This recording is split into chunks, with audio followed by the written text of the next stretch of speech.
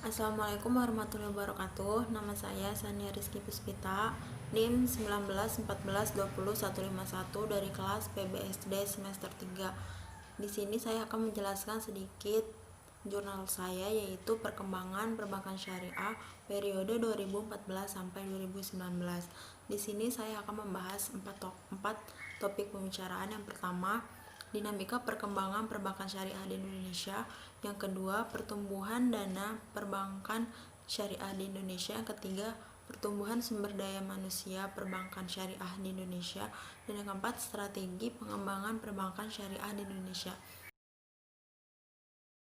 Baik, yang pertama, dinamika pertumbuhan perbankan syariah di Indonesia.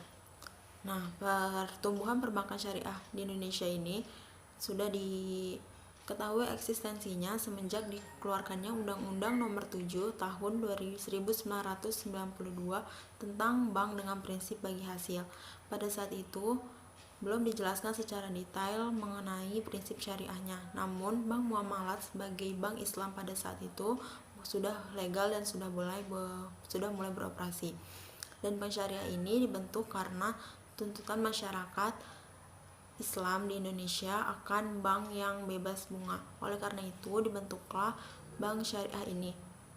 Meskipun dibentuk atas permintaan masyarakat, namun bank syariah di Indonesia ternyata mengalami perkembangan yang lambat. Oleh karena itu, perbankan syariah menunjukkan ketangguhannya pada saat krisis moneter pada tahun 1997 sampai 1998, di mana bank syariah hanya mengalami kerugian operasional saja, sedangkan bank konvensional mengalami negatif spread. Oleh karena itu, masyarakat Indonesia mulai hilang kepercayaan kepada Bank Indonesia pada saat itu.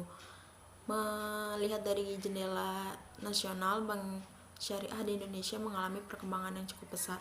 Meskipun selalu mengalami kenaikan secara fluktual, namun dalam kaca internasional Indonesia hanya menempati posisi ke-7 setelah Malaysia, Iran, Saudi Arabia, United Arab Emirates, dan juga Kuwait. Dibandingkan negara tersebut, memang negara Indonesia masih jalan di tempat. Kemudian Indonesia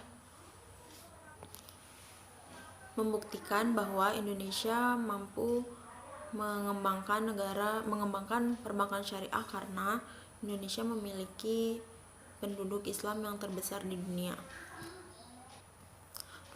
Perkembangan bank syariah telah mengalami perkembangan yang signifikan sejak diberlakukannya Undang-Undang Nomor 21 Tahun 2008 tentang yang memudahkan konversi unit usaha syariah atau UUS dan menjadi bank usaha syariah atau BUS.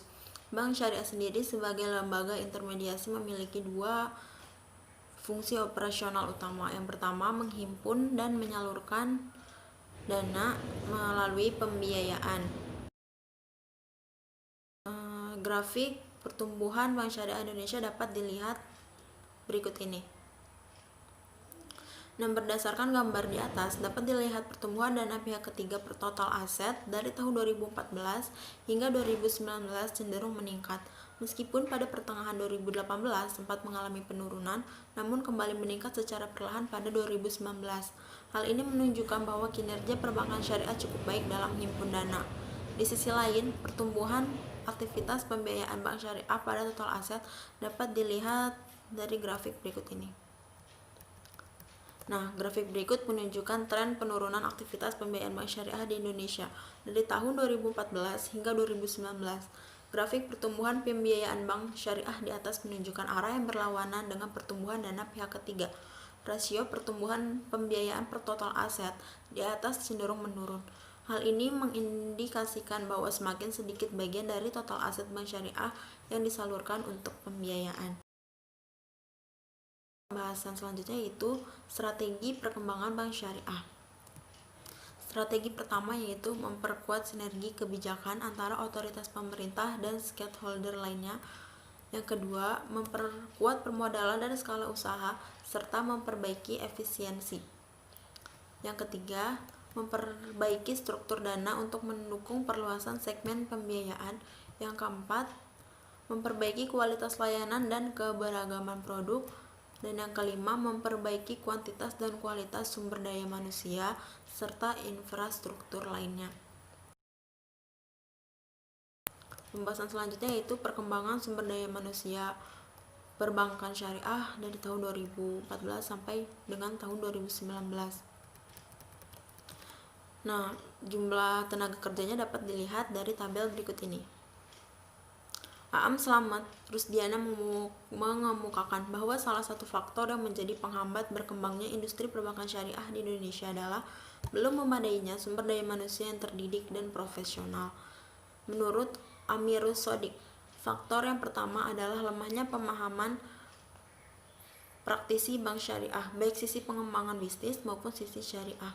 Dengan kata lain, belum terpenuhinya sumber daya insani yang mumpuni di bidang ekonomi syariah, sehingga dalam praktiknya, perbankan syariah seringkali menyimpang dari prinsip syariah. Kedua, supply oriented. Praktisi hanya bisa menjelaskan apa yang mereka tahu, tetapi tidak bisa menjawab apa yang ditanyakan oleh masyarakat. Yang ketiga, belum memadainya sumber daya manusia yang terdidik dan profesional, terutama teknis manajerial.